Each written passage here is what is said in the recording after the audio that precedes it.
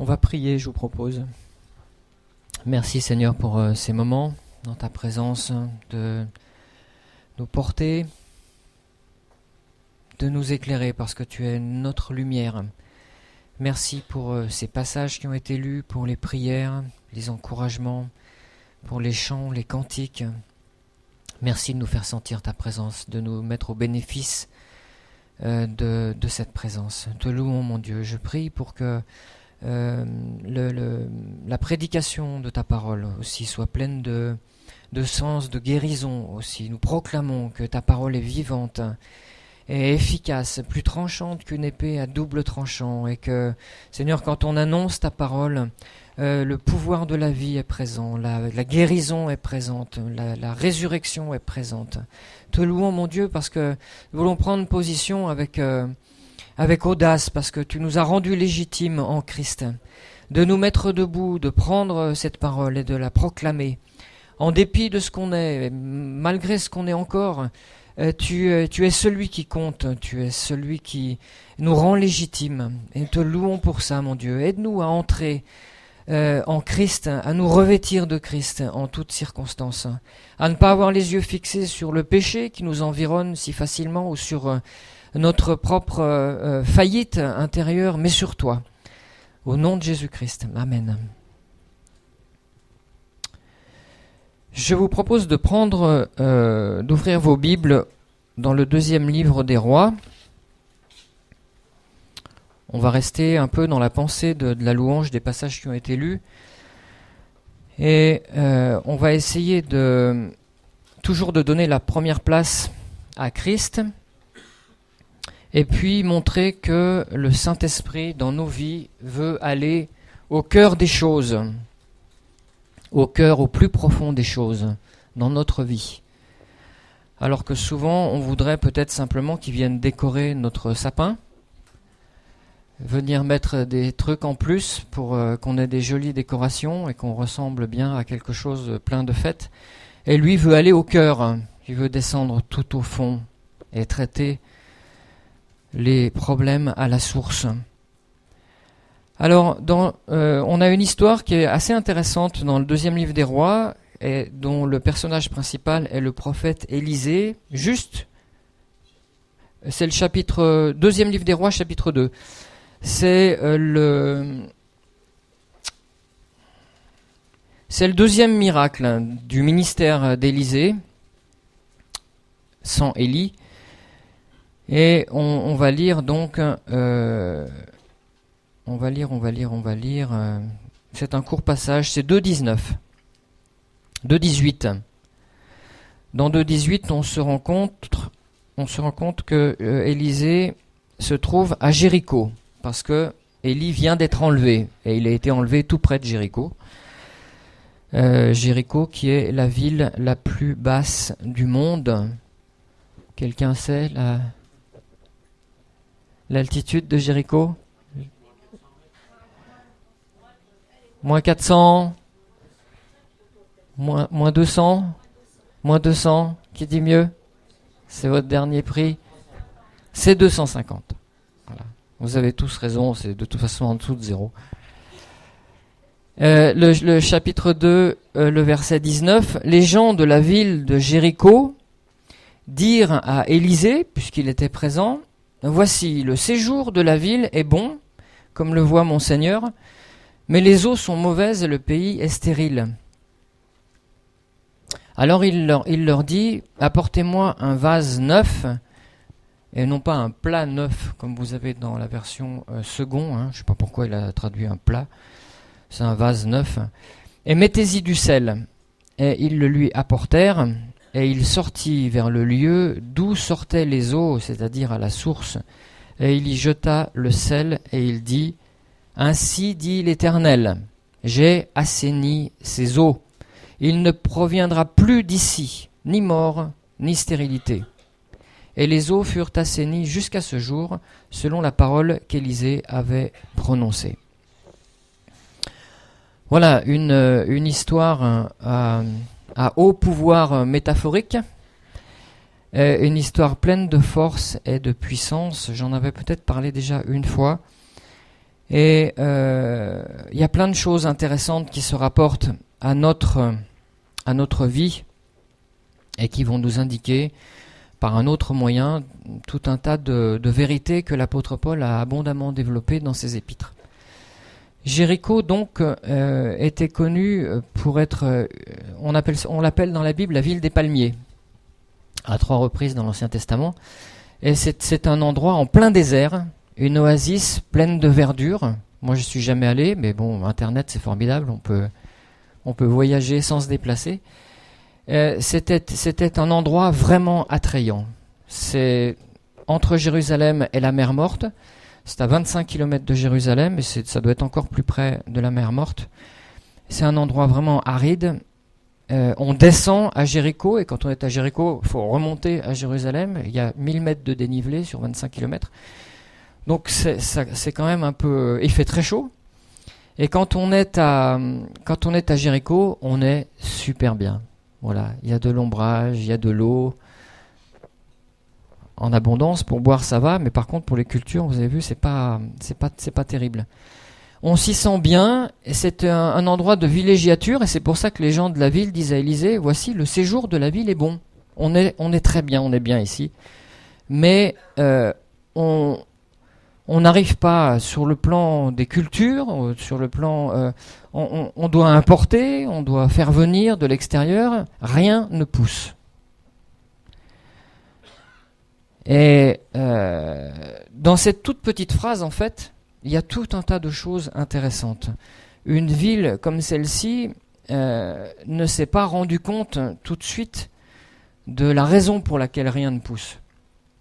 Vous savez, quand on plante des trucs dans son jardin et que ça ne pousse pas, il y a pas mal de coupables potentiels. Il y a le mauvais temps, il y a le fait qu'il n'a pas plu au bon moment, le fait qu'on n'a pas semé à la bonne période, on avait peut-être mal planté. Je suis pas un super jardinier et on a beaucoup de choses à apprendre dans le domaine. Et puis on apprend année après année parce que quand on a mal planté, on se rend compte du résultat seulement tard. On voit pas ça tout de suite. Et les gens de la ville de Jéricho n'ont pas identifié tout de suite que c'était l'eau qui était mauvaise. Ils se sont d'abord posé tout un tas de questions. Il y a des écoles différentes pour l'agriculture également. Et donc, au bout d'un moment, avec tous les efforts, ils se sont rendus compte qu'il fallait chercher un petit peu plus loin. Ce qui est intéressant, c'est que quand on a un problème comme celui-ci, dans une ville comme celle-là par exemple, eh bien, on a toute la panoplie de ce qu'on doit avoir. C'est-à-dire que on a fait ce qu'il faut pour défricher, on a fait ce qu'il faut pour labourer, on a fait ce qu'il faut pour semer, on a fait ce qu'il faut pour arroser aussi. On a surveillé, on a attendu que ça pousse, et puis le fruit n'est pas là, la vie n'est pas là. Vous avez vu, quand Élisée bénit, il emploie deux mots tellement forts, tellement radicaux. Il dit, il n'y aura plus de mort et il n'y aura plus de stérilité. Et en fait, il n'y avait que ça. C'était la mort et c'était la stérilité. Et dans une ville comme celle-ci, je pense que ça ne s'est pas passé en 5 minutes, ça s'est passé sur plusieurs années, qui se sont rendus compte, et peut-être qu'il a fallu à un moment donné dire, bon, l'année dernière on a fait comme ça, cette année on va faire comme ça, l'année d'après ça ne marchait pas, donc on change encore de méthode, et puis un jour il y a quelqu'un qui dit, peut-être qu'il faut faire venir de l'eau d'ailleurs, et puis faire un test dans une petite plate-bande. Alors on fait un test, et puis on fait venir de l'eau d'ailleurs, et là ça pousse, et on comprend que c'est un problème avec l'eau. Et on peut passer du temps dans ces circonstances-là, et puis au bout d'un moment se dire, c'est vrai qu'on n'arrive pas à obtenir le fruit qu'on voudrait obtenir. On fait tout ce qu'il faut pour avoir ça, et on ne l'a pas. Bon, en même temps, travailler, c'est toujours productif, on est toujours béni quand on travaille. On finit peut-être par oublier que le fruit est absent et à se dire que finalement peut-être la bénédiction c'est juste de travailler. Vous voyez ce que je veux dire ? On peut en arriver là. On peut quelquefois se dire aussi, il y a un proverbe qui dit que quand une cruche est vide, le fait d'en parler beaucoup, ça fait oublier qu'elle est vide. Vous connaissez pas ce proverbe, hein? Et je trouve que c'est intéressant parce que effectivement, on peut avoir un outil qui fonctionne pas et on oublie ce qu'il doit produire et on se concentre juste sur l'outil. Quand on a une cruche qui est vide, on peut passer du temps à se demander comment elle a été faite, par qui elle a été faite, pourquoi elle a cette forme, qu'est-ce qu'on mettrait dedans si on avait quelque chose à mettre dedans, avec quoi. Vous voyez, on peut finalement digresser beaucoup. Et pendant ce temps-là, il n'y a toujours pas de fruit, mais comme ça nous embête qu'il n'y ait pas le fruit, comme ça nous gêne et que ça nous remet en question, alors on rentre progressivement, sans s'en rendre compte, dans une certaine forme de déni, et puis on se concentre sur autre chose. Et puis comme on est des chrétiens et que toute chose concourt au bien de ceux qui aiment Dieu, peut-être après tout que le fait que de ne pas avoir de fruits, c'est intéressant aussi. Alors que au pied de la lettre, au fond des choses, nous sommes là pour porter du fruit. Et du fruit en abondance, et que ce fruit demeure. Amen. C'est un peu ça le principe de base du christianisme, non? Vous me laissez tout seul là.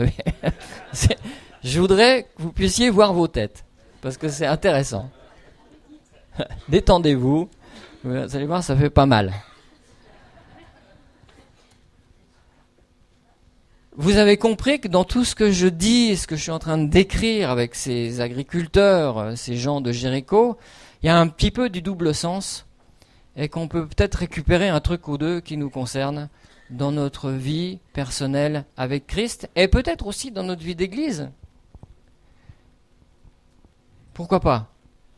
Peut-être pas nous, mais peut-être que si on était une église qui manque de fruits, on se dirait oui, c'est possible, au bout du compte, qu'on soit frustré au moment de la récolte et qu'on reparte dans un autre cycle pour replanter année après année, et puis on se dit, vous savez, les pasteurs quand ils se rencontrent dans les pastorales, d'abord ils échangent leurs agendas pour voir qui est-ce qui est le plus chargé, et puis ensuite ils se demandent combien ils ont baptisé de personnes dans l'année. Bon, c'est une caricature évidemment, vous répéterez pas que je dirai pas que j'ai dit ça, mais souvent c'est comme ça et c'est intéressant.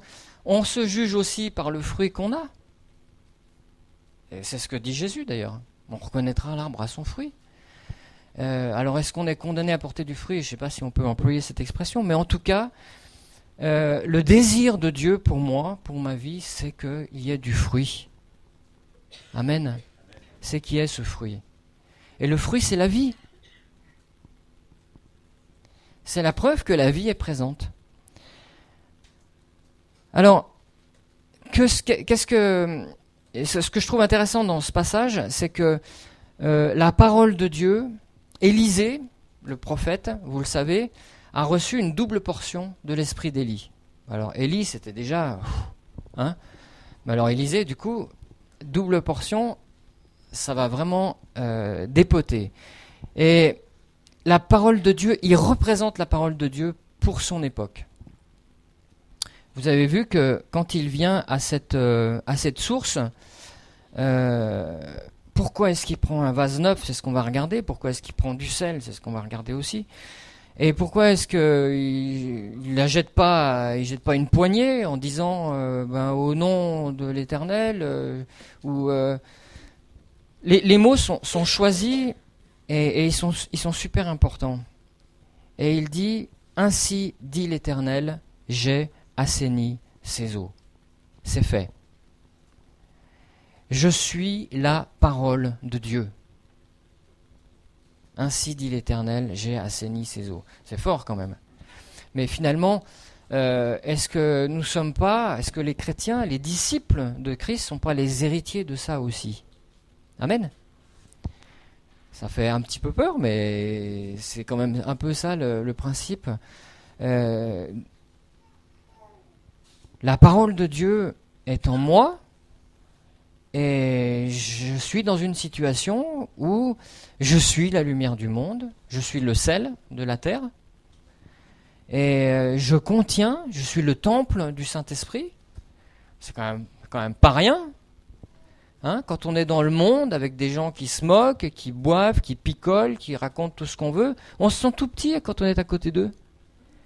Ils sont en surnombre, ils ont une grande bouche, et ils rient fort, ils racontent des trucs bien gras, et on se sent tout petit, mais on a tort. On est le temple du Saint-Esprit. La parole de Dieu est en nous. L'arche de l'Éternel est dedans. C'est quand même pas rien.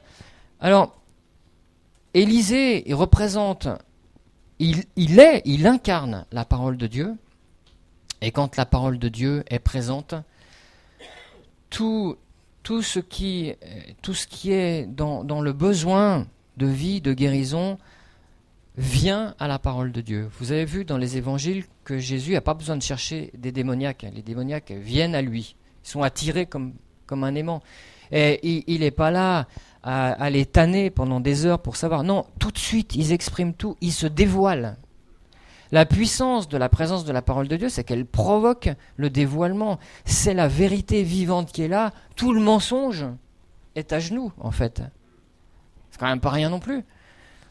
Et quand les malades viennent, Jésus n'a jamais vraiment cherché des gens. Quand les gens de Jéricho savent que la parole de Dieu est là, mais tous les dénis de réalité, ils comptent plus du tout. Il y a la solution qui est là. Il faut qu'on aille chercher la solution. Et quand on est dans la stérilité spirituelle, qu'on soit un chrétien, une chrétienne ou une église, forcément qu'il y a un déni de réalité qui s'installe. Parce que ça nous remet trop en question.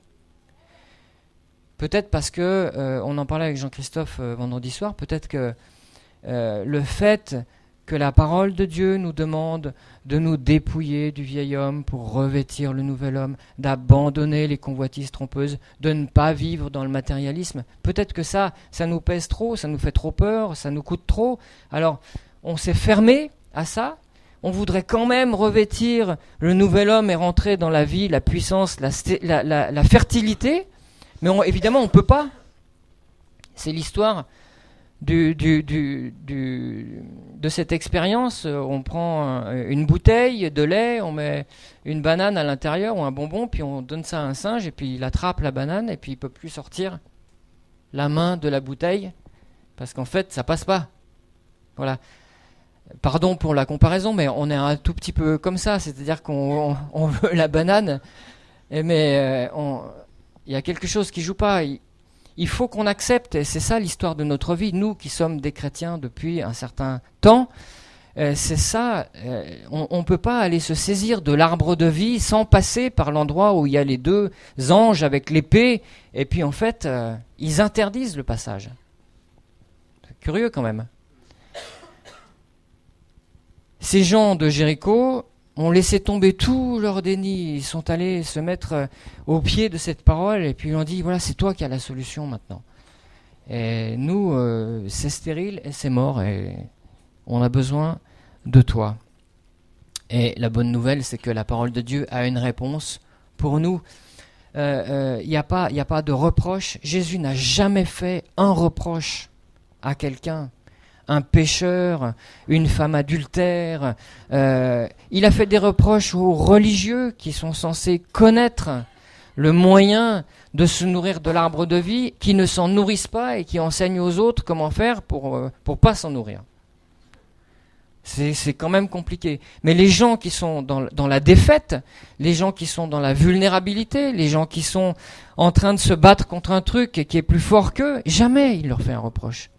Il a la solution. Et c'est ce qu'il faut qu'on retienne ce matin, c'est que Élisée demande un vase qui n'a jamais servi, qui n'a jamais été employé à autre chose, quelque chose qui est vierge.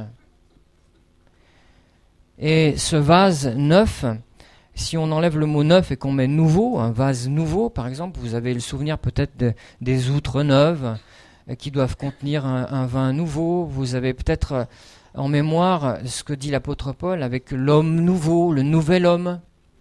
Revêtir le nouvel homme. Ce nouvel homme, c'est Christ.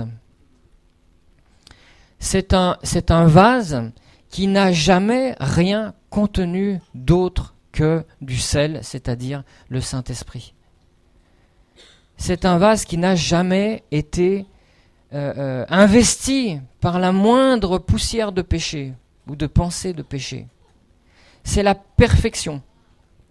Et Élisée, pour faire ce miracle, a besoin de quelque chose de parfait, dans lequel il va mettre ce symbole du Saint-Esprit qui est le sel, qui représente l'incorruptibilité, ce qui permet de conserver les choses, et il va juste aller à cette source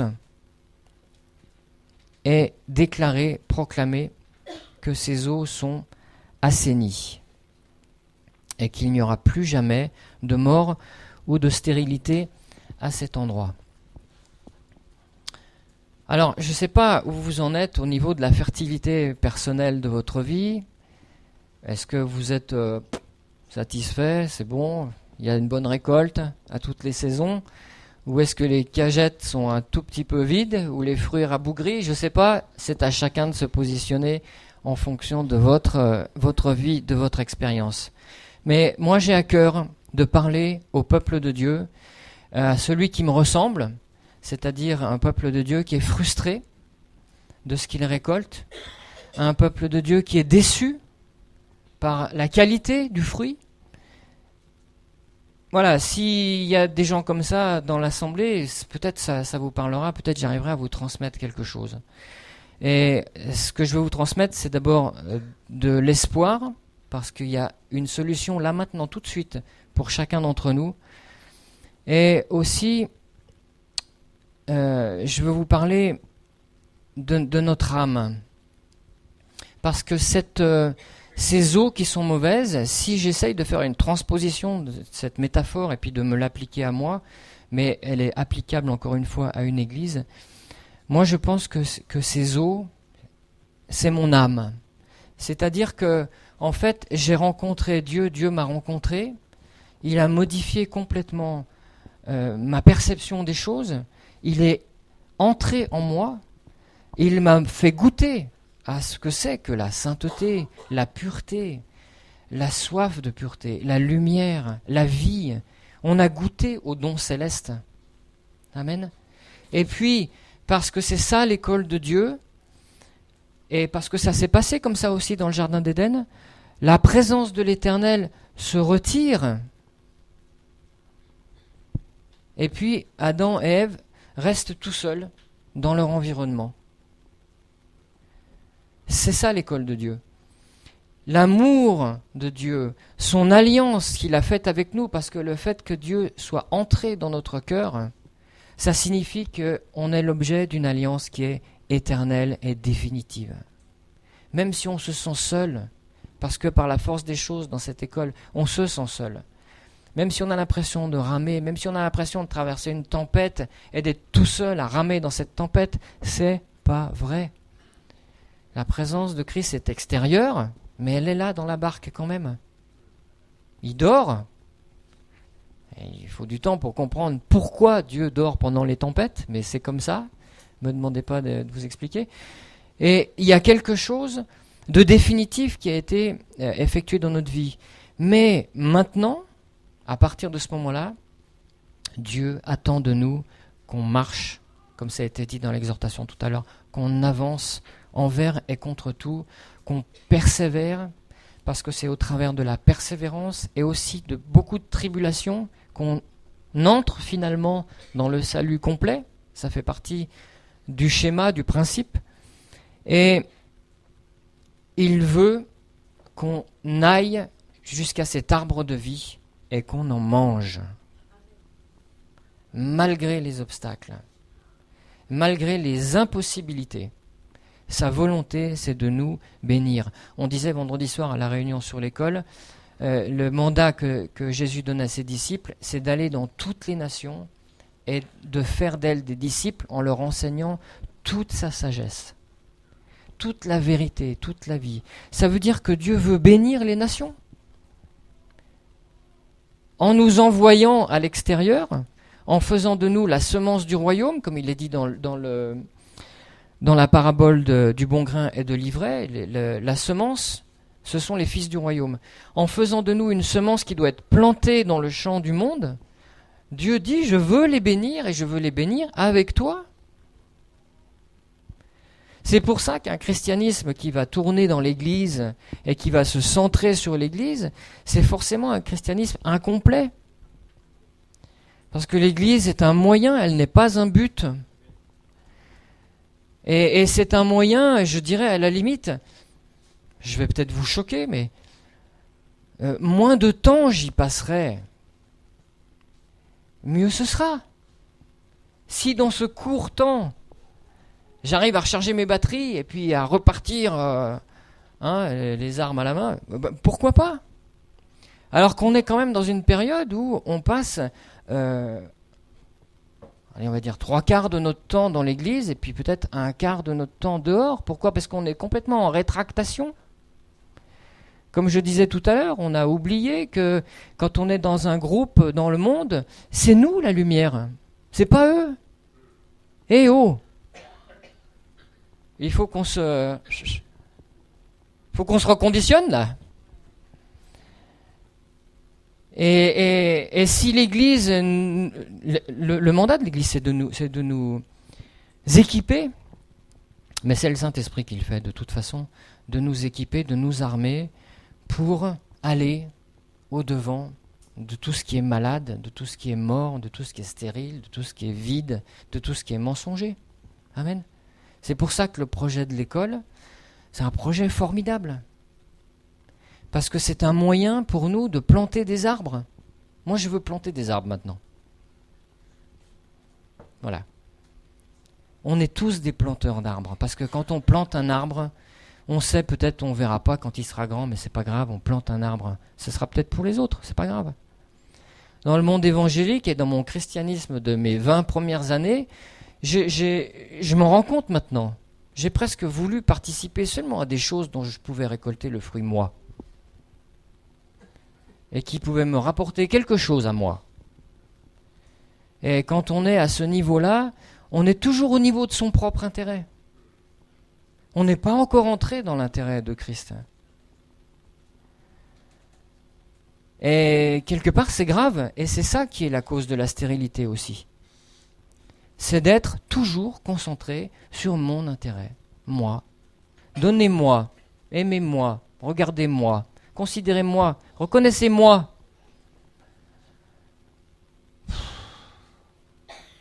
Alors moi, ça j'en ai marre.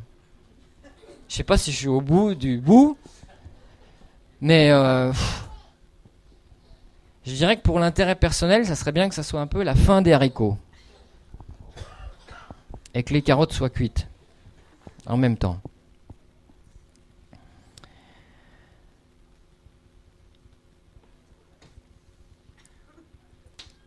Alors, je veux juste aborder 2 points encore. Le fait de ce vase neuf, je vous ai cité rapidement des versets qu'on va lire quand même, parce qu'ils sont importants, dans l'épître aux Colossiens, au chapitre 3 et au verset 9.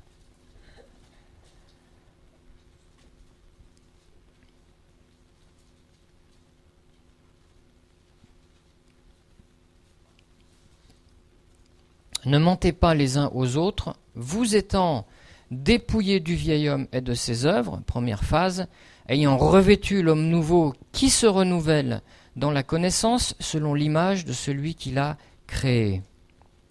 Et puis Éphésiens 4, 24.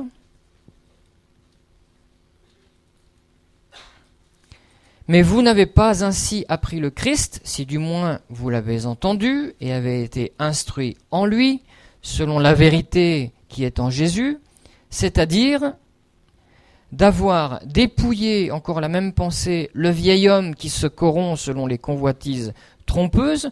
Le vieil homme, c'est celui qui est centré sur son propre intérêt, il est centré que sur lui, il est intéressé seulement à faire entrer dans son orbite toute chose pour qu'elle tourne autour de lui, y compris Dieu, y compris le Saint-Esprit, y compris le ministère, y compris l'onction.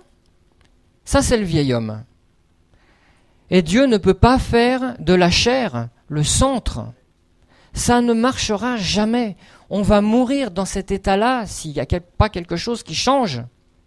Amen. Il faut que le centre change. Et c'est pour ça que dans cette histoire, ce qui me plaît, c'est que Dieu va soigner la source. Il fait rentrer ce sel jusque dans la source.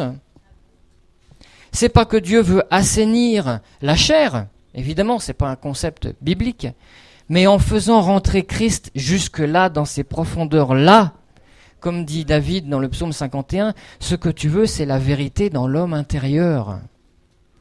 Ça sert à rien que je me balade comme un sapin avec des jolies décorations chrétiennes. Ça ne sert à rien que je sois une église avec une belle louange, des beaux messages, un beau pasteur, une belle décoration, parce qu'un jour, je vais prendre plus que du beau. Et puis le pauvre pasteur qui aura un défaut, ou le pauvre instrument qui jouera pas complètement parfait, on le mettra de côté. C'est pas ça. Ça, c'est une mentalité naturelle, je dirais. Et enfin, dans Éphésiens, restez dans Éphésiens au chapitre 2, au verset 15. Il a aboli dans sa chair, on parle de Christ, il a aboli dans sa chair l'inimitié, c'est-à-dire ce qui nous séparait de Dieu, ce qui empêchait Dieu de nous aimer et d'établir la communion avec nous. Ça a été aboli dans ses souffrances et dans sa chair, c'est-à-dire la loi des commandements qui consistait en ordonnance et qui exigeait cette obéissance pour être agréé de Dieu, afin qu'il puisse créer les deux en lui-même pour être un seul homme nouveau, en faisant lui la paix. Donc Christ, c'est notre vase neuf, l'instrument pour verser en nous le sel, c'est-à-dire son esprit. Christ est le moyen, le vase, et il est aussi ce qu'il y a à l'intérieur. C'est pas trop technique ? C'est un sujet technique. Et on a besoin d'exemples concrets. Et on a la vie de tous les jours pour nous fournir des exemples concrets. Les eaux mauvaises, c'est la vie de l'âme. Voilà, c'est ce que je vous disais. Et je vais vous donner une clé, en fait, que vous connaissez certainement déjà. Un petit rappel. Je vais vous donner une clé pour que vous puissiez rentrer dans un mouvement inverse à ce que veut la chair. Et cette clé, c'est de prendre la direction inverse que la recherche de votre propre intérêt.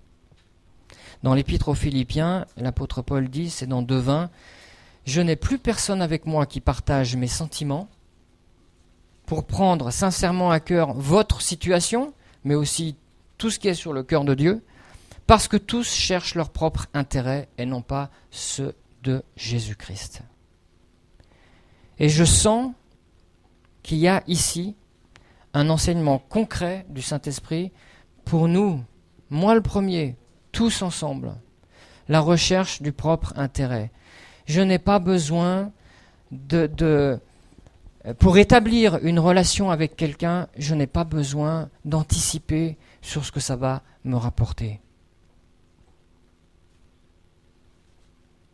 C'est d'entrer dans quelque chose de gratuit et peut-être même de à perte. Je n'ai pas besoin d'être sûr que tu vas pouvoir me rendre l'argent que je te prête. Je n'ai pas besoin d'obtenir un retour. Je n'ai pas besoin d'obtenir la reconnaissance avant de faire quelque chose. Je n'ai pas besoin de chercher mon intérêt. Alors que la source des eaux mauvaises ne pense que par ça. C'est pas, il n'y a aucun jugement dans ce que je vous dis. Il n'y a aucune critique. C'est juste un état des lieux, c'est un constat, des faits. C'est comme ça que l'être humain fonctionne. Et nous qui sommes des chrétiens, nous sommes des êtres humains comme les autres. Pourquoi est-ce que l'apôtre Paul nous dit que la mort est importante? Alors c'est un mot terrible, la mort. On va dire la mise de côté. Il faut mettre de côté les trucs qui ne correspondent pas à la pensée de Christ pour pouvoir prendre ceux qui correspondent à la pensée de Christ. C'est ça, se dépouiller des choses vieilles pour prendre des choses nouvelles. Tout ce qui fait que dans ma journée, dans ma semaine, dans le mois, dans l'année, en fait, je n'ai pas été capable, mais ce n'est pas un jugement de valeur, j'ai pas été capable, finalement, en définitive, de ne travailler que pour moi. Tout ce qui fait ça prouve que le centre de ma vie, c'est moi.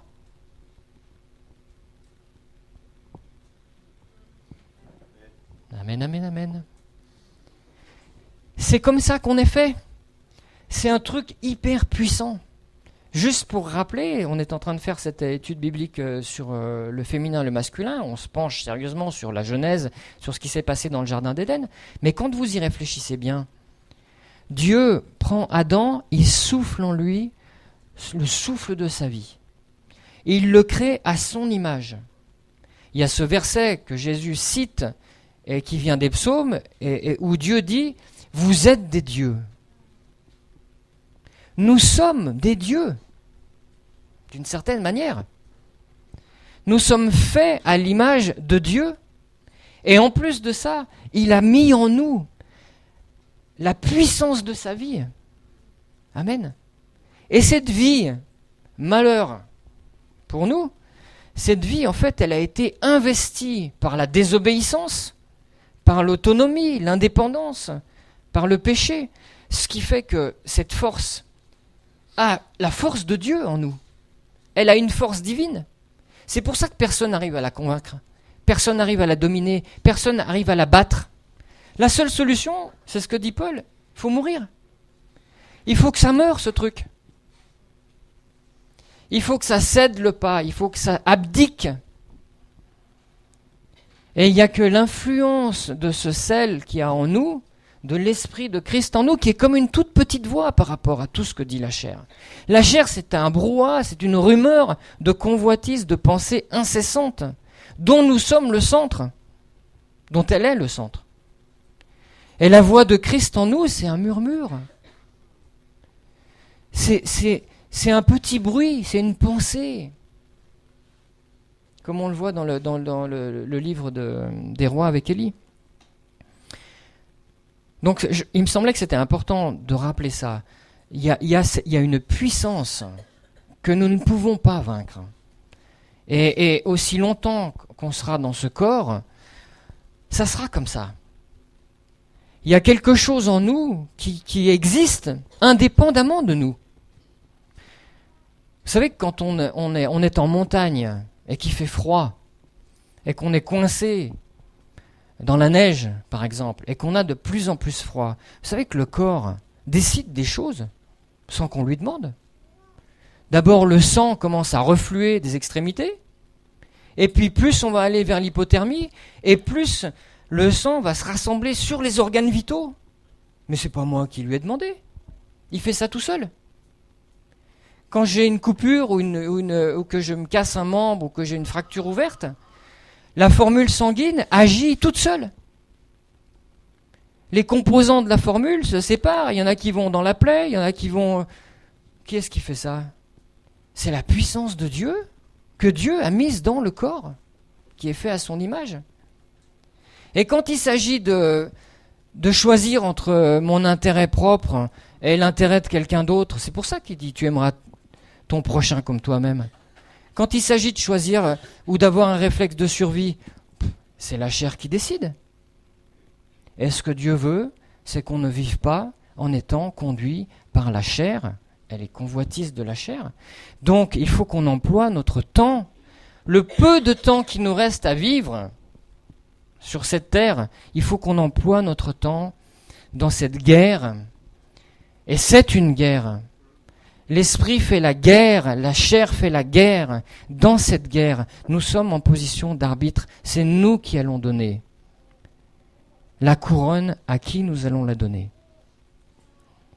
Alors je vous encourage, puisque vous avez la chance d'avoir été distingué par Dieu, puisque vous avez la chance qu'il se soit approché de vous, que la parole de Dieu vivante se soit approchée de vous, elle est encore semée dans nos cœurs ce matin, et que ce vase neuf a servi à mettre ce sel dans votre source.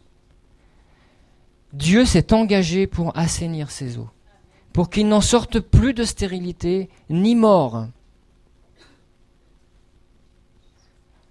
Le chantier est ouvert. Et on est tous dedans, jusqu'aux bottes. Ça ne nous empêche pas de garder le sens de l'humour. Ça ne nous empêche pas de nous encourager.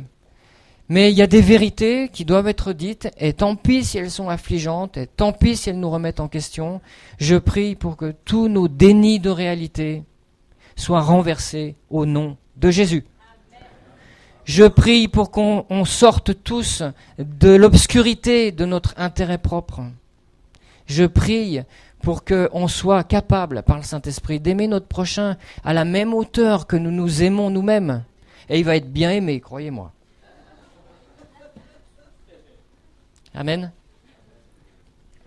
Seigneur, merci pour ta grâce, pour la puissance de ta parole, pour, Seigneur, l'intensité de ton esprit dans cette parole. Te louons, mon Dieu, merci de bénir l'Église, de bénir la communauté, de nous bénir dans notre recherche et, Seigneur, dans notre combat de tous les jours. Nous voulons te couronner, roi, Seigneur, pas seulement dans nos cantiques, mais dans notre quotidien, te donner la place. Et, Seigneur, te regarder élevé au-dessus de nous. Merci pour toute ton œuvre. Merci pour cette robe blanche. Merci pour l'incorruptibilité dans laquelle tu veux nous entraîner à ta suite. Sois béni, mon Dieu. Amen.